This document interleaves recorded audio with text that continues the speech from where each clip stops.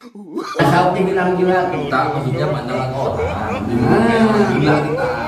bukan pandangan orang sesat gitu ya. Iya, karena yang bilang orang itu sesat, orang itu tidak tahu tentang Ini orang ini kajian.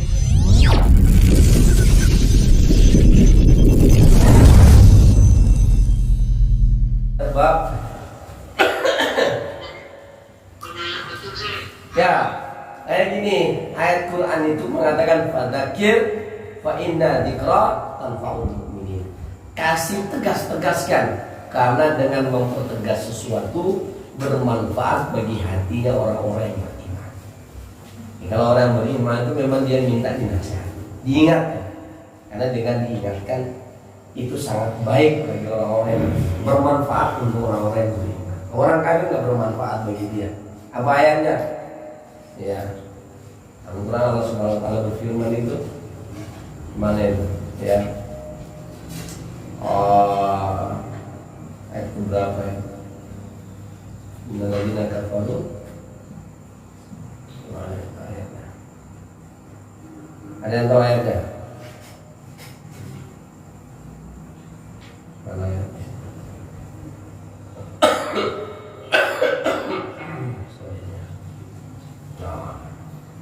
Innalladzina kafaru sawa'un 'alaihim annahum am tunziru la yu'minun. Ya, wahai orang kafir, kamu kasih peringatan dengan kamu tidak kasih peringatan sama aja bagi mereka. Kamu kapok, kamu bertobat. Kecuali orang-orang yang dituntun diberi hidayah oleh Allah Subhanahu wa taala. Baik. Bismillahirrahmanirrahim. Assalamualaikum warahmatullahi wabarakatuh. Alhamdulillah. Wassalatu wassalamu ala Rasulillah wa ala alihi washabihi wa ala man.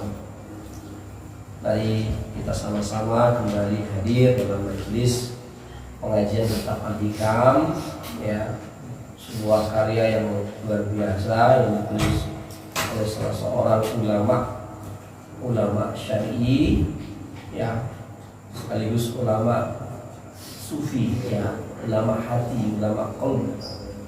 Mudah-mudahan dari ini kita banyak mengambil manfaat, ya. Salat dan salam kepada Rasulullah SAW. Allahumma sholli ala sayyidina Muhammad wa ala ali sayyidina.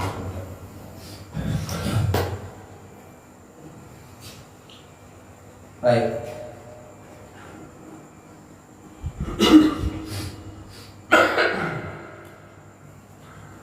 Kita masuk pada bab yang 40. Sebelumnya mari kita sama-sama mengirimkan satu Fatihah untuk beliau Syekh atau ila asalkan dari Muhammadin sallallahu alaihi wasallam wa ila Syekh atau ila asalkan dari Syekh lahumul Fatihah. A'udzu billahi minasyaitonir rajim. Bismillahirrahmanirrahim. Alhamdulillahirabbil alamin arrahmanir rahim maliki yaumiddin. Iyyaka na'budu wa iyyaka nasta'in ihdinas siratal mustaqim. صراط الذين أنعمت عليهم غير المغضوب عليهم ولا الضالين.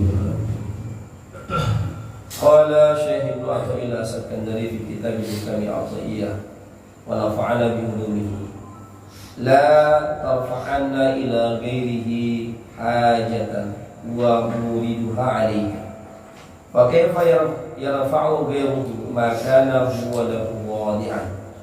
Man la yastati'u an yarfa'a hajatan an nafsihi fa kaifa yastati'u an yakuna laha an ghairihi rafi'an. Beliau mengatakan, terjemahnya adalah la tarfa'anna ila ghairi hajatan. Janganlah kamu mengadukan atau mengangkat musibahmu, mengadukan musibahmu, ya, atau hajatmu kepada selain Allah.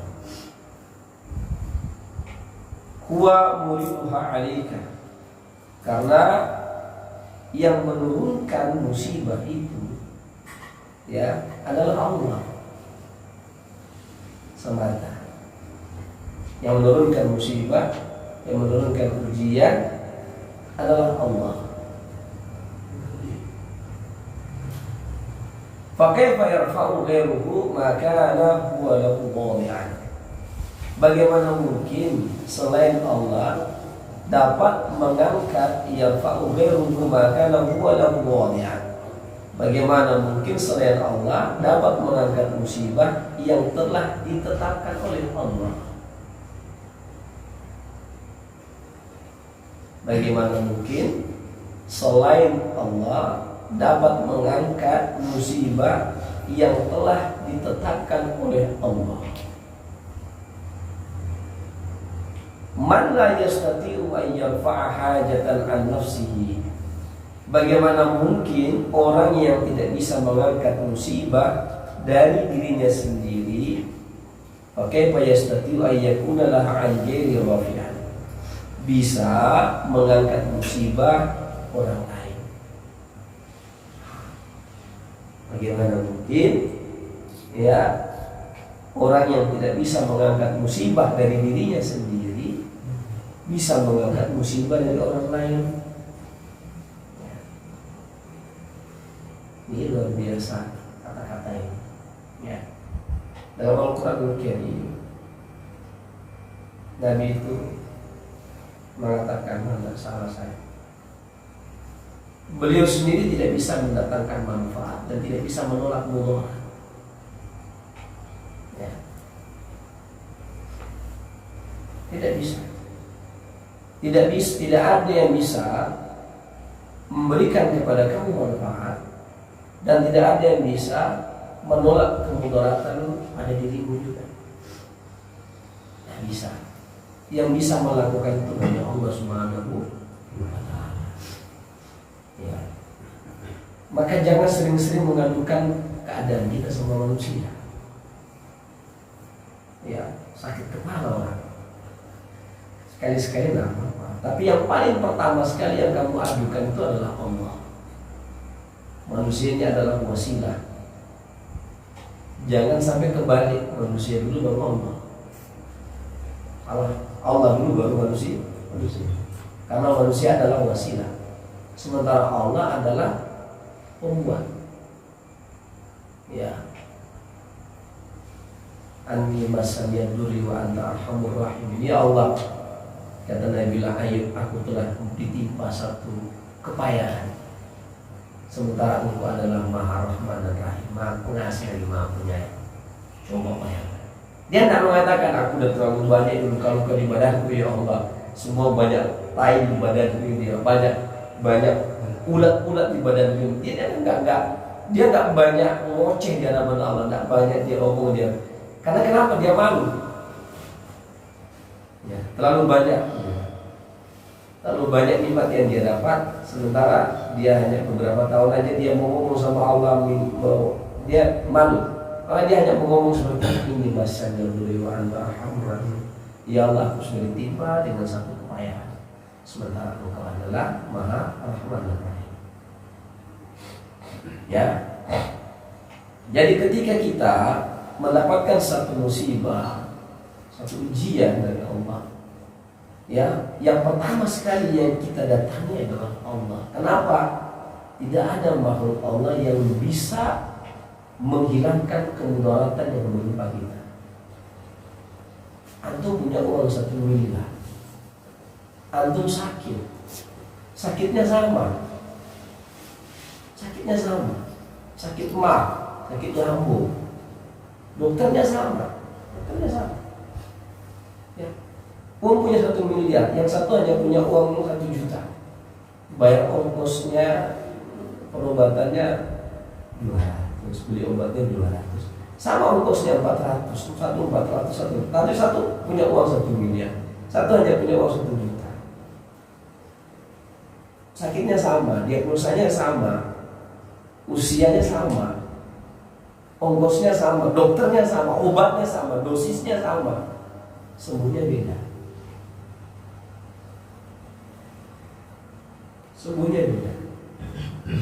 Jadi siapa yang menyembuhkan? Allah. Ya. Jadi kalau begitu kita harus memahami bahwa yang mengobatkan hanya Allah, ya Syafi'u ya Syafi'u. Tapi kalau kita berhenti, ya jangan. Tetap ikhtiar. Saya ikhtiar. Kalau sakit, ikhtiar. Ikhtiar di sini. Ikhtiar. Karena ikhtiar itu adalah bagian daripada ibadah. Itu ibadah. Ikhtiar. Supaya kenapa? Supaya tidak disusupi syaitan. Kita punya hati ini jangan sampai dimasuki syaitan. Ikhtiar kita adalah ikhtiar untuk menjemput pertolongan Allah. Ikhtiar kita bekerja adalah menjemput rezeki Allah. Ikhtiar kita datang belajar menjemput ilmu yang Allah mau kasih sama kita. Ikhtiar kita datang ke masjid untuk menjemput rahmat Allah di sana. Hayya 'alas shalah, hayya 'alal falah. Ayo kamu sholat, kamu dapat keberuntungan. Menjemput, ada ikhtiar. Nah, ikhtiar ini ibadah. Ya, ibadah itu akan dapat penilaian di sisi Allah. Adapun hasil akhirnya hadza huwa min Allah. Itu adalah datangnya dari Allah Subhanahu wa ta'ala. Yang masih jomblo misalnya, ikhtiar, nggak dapat Ustaz. Ya Ustaz juga nyariin tapi nggak ketemu. Gimana? Ikhtiarnya kita lakukan, tetapi yang akan mewujudkan adalah ya, jangan kita menyandarkan itu sama manusia. Karena ya, bagaimana mungkin selain Allah dapat menyelesaikan persoalan? Allah juga yang menyelesaikan persoalan dan problem yang kita hadapi dalam hidup ini.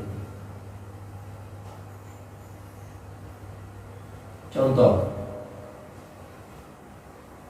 di majelis ini misalnya ya, kita punya problem. Problem kita apa?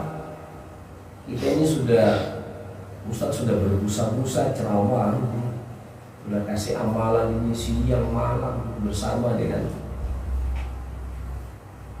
Ini pelajaran juga buat saya. Dan pelajaran juga buat antum. Ini pelajaran buat saya, pelajaran juga buat antum. Pelajaran bagi saya, innallaha la yahdi man ahbabta walakinnallaha yahdi man yasha. Muhammad, engkau tidak akan mampu memberikan hidayah kepada siapa yang kamu cinta sekalipun. Tetapi persoalan hidayah ini adalah mutlak milik Allah. Jadi untuk seseorang itu bisa beramal dengan amalan yang baik, itu bukan urusanmu lagi, itu sudah urusan Allah dengan si orang. Kamu hanya mendidik, mengajar, membimbing, mengarahkan. Gitu. Ya. Persoalan dia tergantung dari usahanya. Sejauh mana usahanya mendekat kepada Allah Subhanahu wa taala, akan sedekat akan dia memperoleh seperti mana yang dia usahakan. Ya. Terus Ustaz, ini saya sudah berusaha sekuat tenaga tapi belum usul-usul juga Ustaz. Belum sampai-sampai juga Ustaz. Belum tiba nih Ustaz. Bagaimana nanti? Paling minimal nanti kamu tiba juga kepada Allah kalau kamu mati.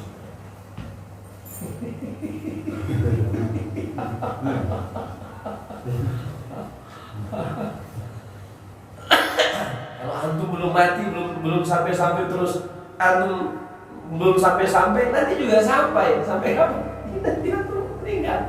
Wa'bud rabbaka hatta ya'tiyakal yakin. Beribadahlah kamu kepada Allah. Sampai kapan kita beribadah? Sampai mati. Sampai datang kematian ini menjemput kita. Kamu mau kau kira-kira mau pilih mana? Dikasih atau ditahan atau tidak dikasih? Ini perbedaan kita sama Ali bin Abi Thalib. Saya mau tanya, kita ini senang dikasih atau senang nggak dikasih? Sama Allah. Senang dikasih sama Allah atau senang gak dikasih sama Allah? Kalau jujur senang dikasih. Kalau jujur senang dikasih sama Allah. Kalau Ali bin Abi Thalib dia mengatakan saya senang dan dikasih sama Allah. Nah, ini beda kita sama Ali, dia pegang ilmu. Dia gerbangnya ilmu. Kata Ali bin Abi Thalib, kalau aku dikasih sama Allah itu hawa nafsuku. Kalau aku tidak dikasih sama Allah, itu ilmu hikmah Allah buatku yang terbaik.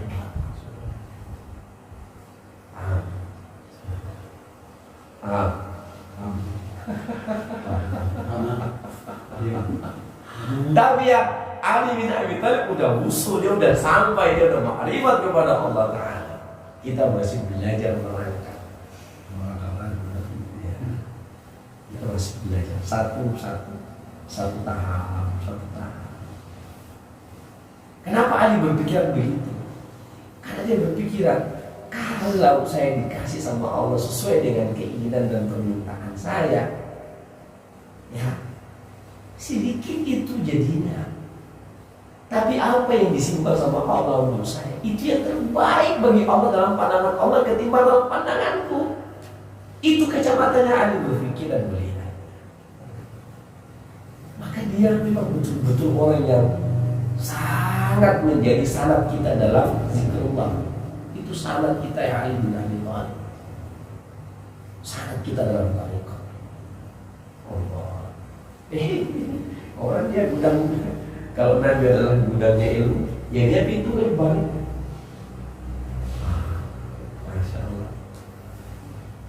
Kalau kita kan sempat dikasih, padahal yang dikasih sama kita sedikit dari apa yang ditahan sama Allah. Karena Nabi mengatakan kan pernah itu. Nabi bilang nanti orang masuk dalam surga itu kaget nengoknya. Ya Allah, ini amal saya sedikit kok, banyak sekali Pak, banyak sekali nikmat-nikmat yang kamu sediakan. Dari mana datangnya nikmat-nikmat ini? Kata Allah, wahai hamba, itu nikmat dulu yang di dunia itu aku gak kasih sama kamu, baru sekarang aku kasih. Kata dia, andai kan semua yang aku minta kau gak kasih ya Allah. Andai kan semua yang aku minta kau gak berikan ya Allah, saya lebih senang lagi ketimbang sudah saya nikmati di atas dunia. Ya. Jadi kalau Allah tidak kasih sama kita sesuatu, ya jangan beri. Ada Allah siapkan yang terbaik buat kita. Ngeles itu namanya Ustaz. Tidak, tapi memang begitu, ya. Jadi dalam kajian kita hari ini adalah bagaimana bisa kita mengadukan sesuatu kepada makhluk Allah yang lemah juga. Dia juga lemah, kita juga lemah. Kalau langsung ke dia, kita pasti kecewa. Karena apa yang dia sampaikan belum tentu, dan dia tidak tahu pokok persoalan yang sebenarnya. Kalau kita langsung mengadu sama manusia, banyak hal. Yang pertama, dia bisa saja bosan, atau dia bisa saja bilang, saya tidak tahu hatinya, ya, suruh. Tapi kalau kita ke Allah dulu terus kita minta, ya Allah, tolong selesaikan masalah saya, tolong selesaikan hutang-hutang saya, ya Allah. Tolong selesaikan masalah saya sama rumah tangga saya, ya Allah. Tolong selesaikan ini saya, ya Allah. Tolong selesaikan malasnya saya dalam beribadah, ya Allah. Tolong. Insya Allah setelah itu, setelah kita munajat kepada Allah, itu bisa-bisanya itu langsung ada ilham dalam hati. Entar kamu ke sana, kamu jumpa sama orang itu, siapa tahu dia bisa selesaikan masalah. Itu jawaban Allah sudah. Tapi kalau kita langsung kepada manusia, Allah akan biarkan kita tergelantung dengan urusan kita nggak selesai-selesai. Percaya saya. Allah akan biarkan kita. Kamu meninggalkan aku juga akan tinggalkan kamu. Aku akan tinggalkan kamu. Betapa banyak sekali urusan kita ini diselesaikan oleh Allah Subhanahu wa Ta'ala, dibantu oleh Allah.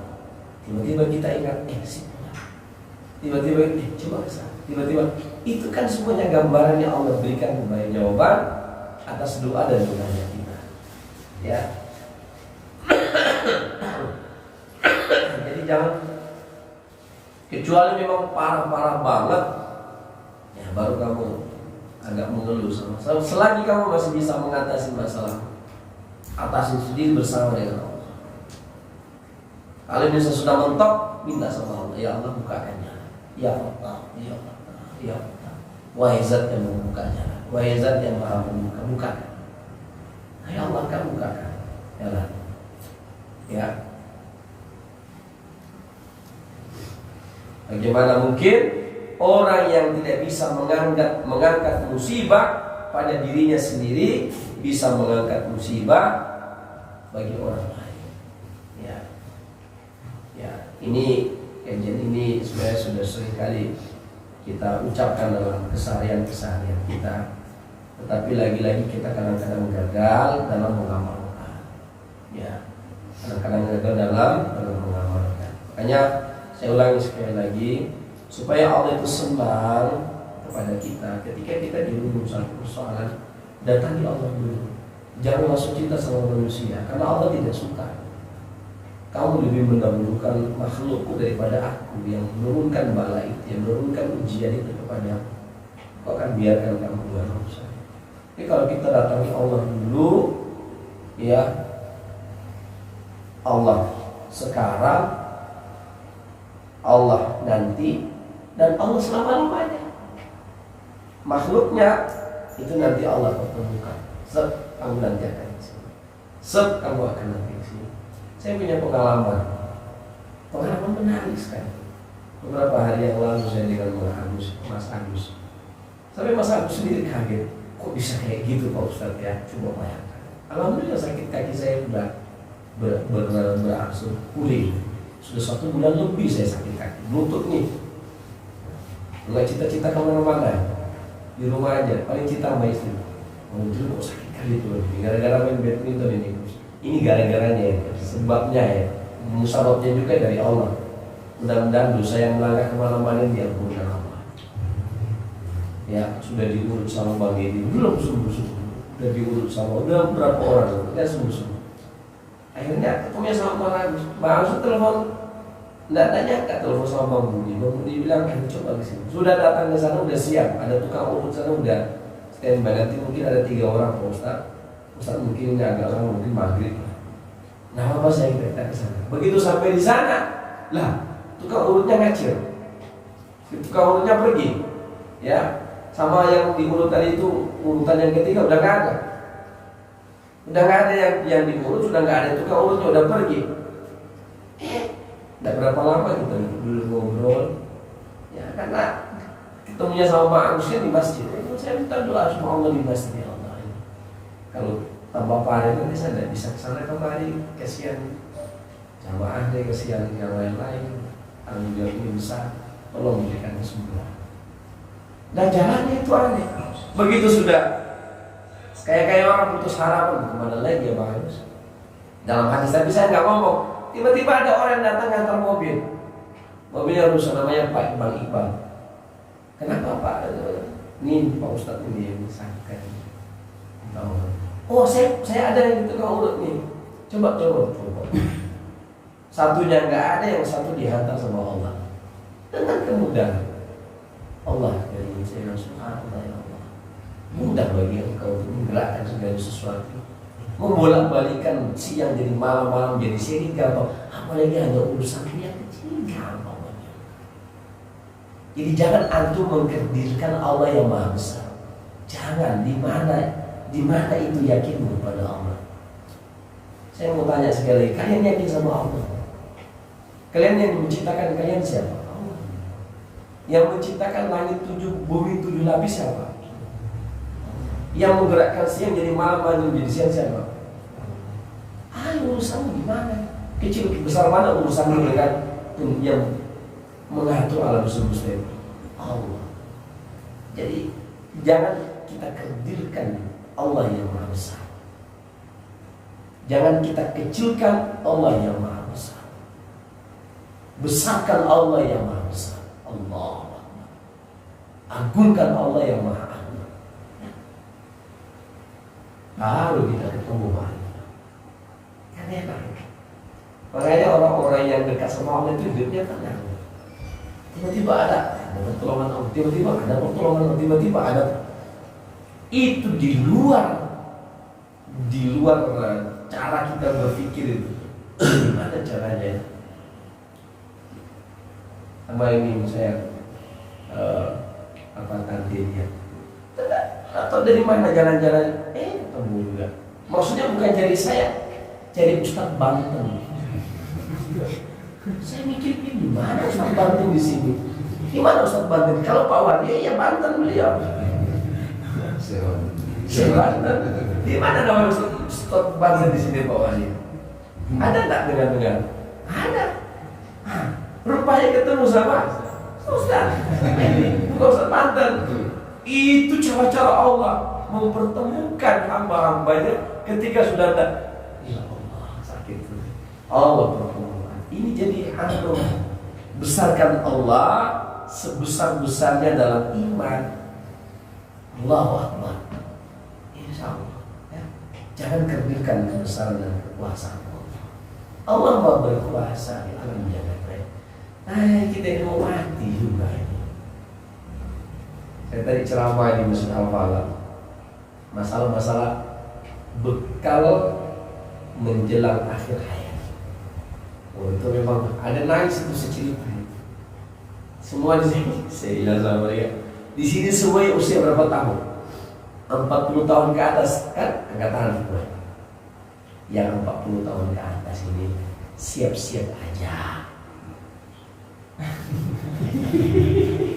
Nggak usah ingat-ingat Roma Ani lagi.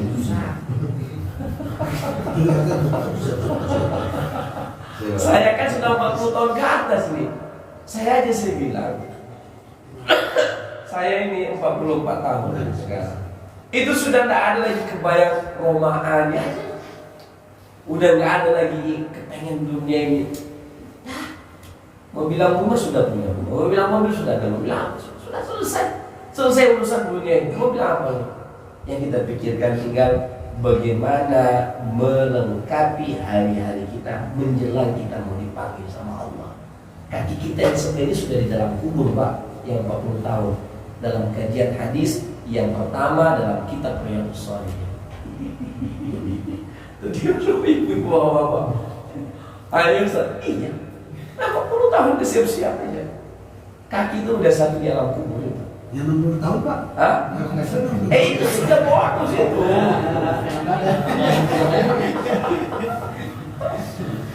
Jadi sampai itu 40 tahun itu sudah mesti siap-siap. Makanya banyak isyarat di usia 40 tahun. Banyak isyarat. Tenaga sudah tak sekuat masih 30-an, 20-an. Ya, saya merasakan sendiri sekarang. Kalau dulu masih 30 tahun mesti, wah itu pulang-pulang jam 3 keluar ya. Kalau di rumah sekarang tidak bisa kita nafikan. Kalau masih seperti Bang Michael fit ya, sama Bang Reno masih fit. Kalau sudah 40 ke atas, terus udah mulai asam urat. Itu ya, sudah mulai harus banyak mengingat-ingat karena Allah sudah suruh kita banyak mengingat ke akhirat. Insya Allah dengan demikian maka kehidupan kita di atas dunia ini yang tidak lama hidup kita sedikit aja waktu kita. Nah, ini bisa termanfaatkan, tergunakan dengan sebaik-baiknya di atas dunia ini.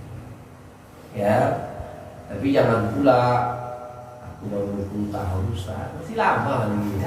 Banyak budak-budak 20 tahun mati ya.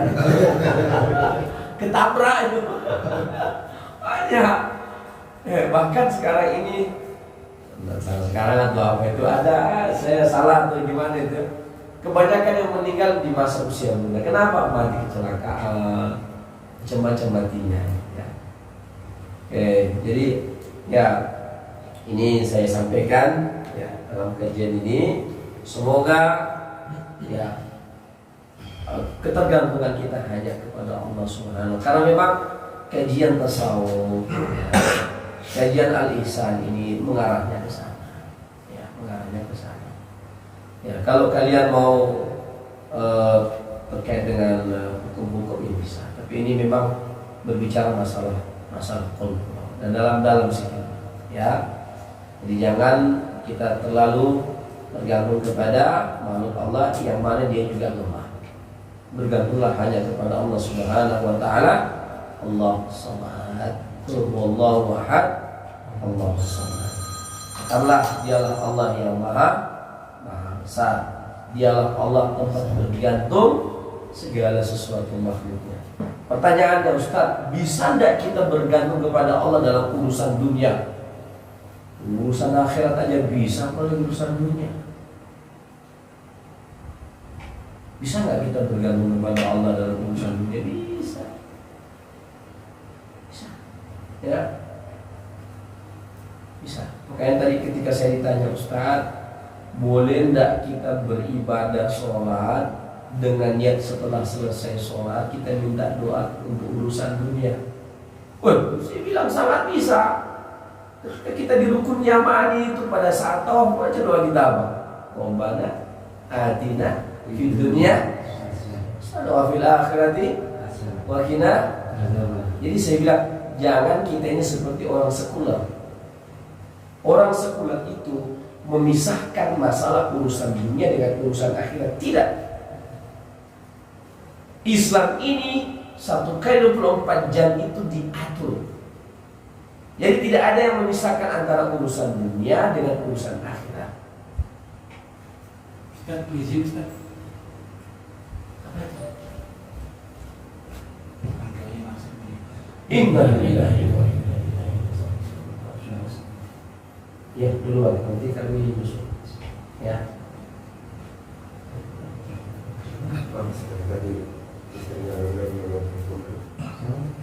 Ya. Harus ada ngomong. Ya. Toh.